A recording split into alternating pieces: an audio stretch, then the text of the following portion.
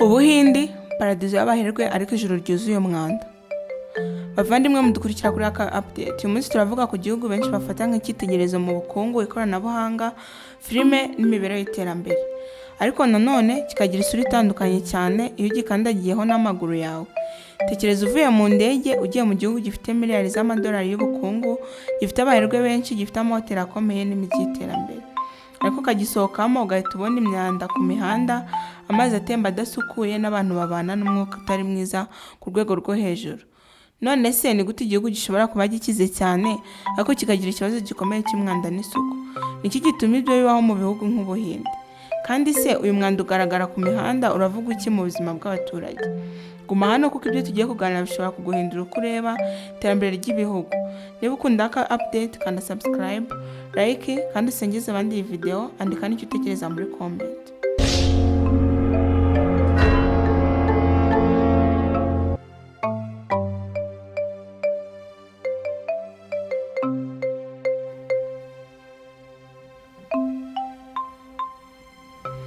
Ubuhindi ni igihugu kinini cyane kiri muri Aziya, gifite abaturage barenga miliyari 1.5. Kimwe mu bihugu bifite ubukungu bukura vuba ku isi, cyane cyane mu ikoranabuhanga, filime za Hollywood n'inganda zitandukanye. Ariko kandi ikintu gitangaje, nubwo igihugu gikize mu mijyi imwe n'imwe, ubona imyanda myinshi, isuku nkeya, n'abantu babana mu buzima bugoye cyane. Ushobora kubona umuhanda umwe ufite inyubako ndende zigezweho ku ruhande rumwe, ariko ku rundi ruhande hakaba hari abatuye mu buzima bw'akajagari, aho amazi y'imvura atemba mu myanda idafite aho ijya. Ibi bituma abantu benshi bibaza bati, ese ubukungu bwose buri hehe? Igisubizo ni uko ubukungu butagabanyijwe kimwe. Hari abantu bafite amafaranga menshi cyane, ariko hari n'abandi benshi cyane babaye mu bukene bukabije. Katugeranye mu buryo bworoshye. Tekereza umuryango ufite amafaranga menshi, ufite inzu nini, imodoka nziza, ariko mbere mu nzu harimo akajagari, itameshe n'isuku nkeya. Umuryango usa neza hanze, ariko mbere si byiza. Uko niko mwabona Ubuhinde, igihugu gishobora kuba gifite ubukungu bwo hejuru, ariko ishusho y'imijyi imwe n'imwe igaragaza ikibazo cy'isuku.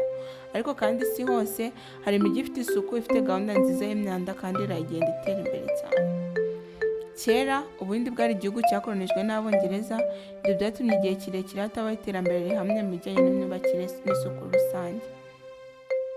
Nyuma yo kubona ubwigenge, igihugu cyatangiye kwiyubaka buhoro buhoro, ariko kubera ubwinshi bw'abaturage n'imijyi igenda yiyongera vuba cyane, serivisi z'isuku ntizashoboye gukurikirana uwo muvuduko. Abantu benshi bimukira mu mijyi bashaka akazi, ariko imiturire ntiyubakwa ku muvuduko ungana n'abaturage. Ibyo bituma habaho ahantu huzuye abantu cyane, imyanda ikiyongera n'ibibazo by'isuku bikagorana gukemuka vuba. Nubwo hari ibyo bibazo, Ubuhinde ntibwicaye. Ubu ni kimwe mu bihugu biri imbere mu ikoranabuhanga ku isi. Hari imishinga yo kubaka imijyi isukuye, sisiteme zigezweho zo gukusanya imyanda, ndetse n'ubukangurambaga bukomeye mu kurwanya umwanda. Imijyi imwe nka New Delhi, Mumbai na Bangalore irimo guhinduka buhoro buhoro hakoreshejwe ikoranabuhanga ryo gucunga imyanda no kunoza isuku rusange. Ejo hazaza Ubuhinde bushobora kuba igihugu gifite isuku ihambaye cyane, kubera ko hari gahunda ndende z'iterambere. Ariko ikibazo kiracyari kinini. Umubare w'abaturage ukomeje kwiyongera vuba cyane kurusha uko serivisi z'isuku n'ubwubatsi zishobora gukura. Hari n'ikibazo cy'imyumvire, abantu bamwe batita ku isuku rusange bagakomeza kujugunya imyanda aho babonye hose. Nanone ubukene mu bice bimwe na bimwe bituma isuku ititabwaho nk'uko bikwiye. Ibi byose bituma ikibazo cy'umwanda kitaba ikibazo cya leta gusa, ahubwo kikaba ikibazo rusange cy'abantu bose.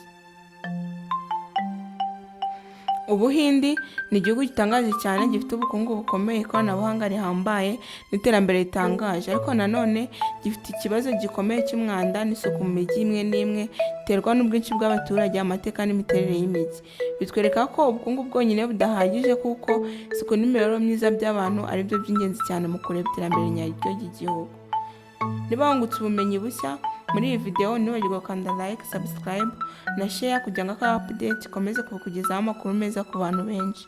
Andika no muri comment icyo watekerezaga ku Buhinde. Somva ikibazo cy'umwanda gishobora gukemuka burundu. Tuzongere tubonane mu yindi video nshya kuri aka update.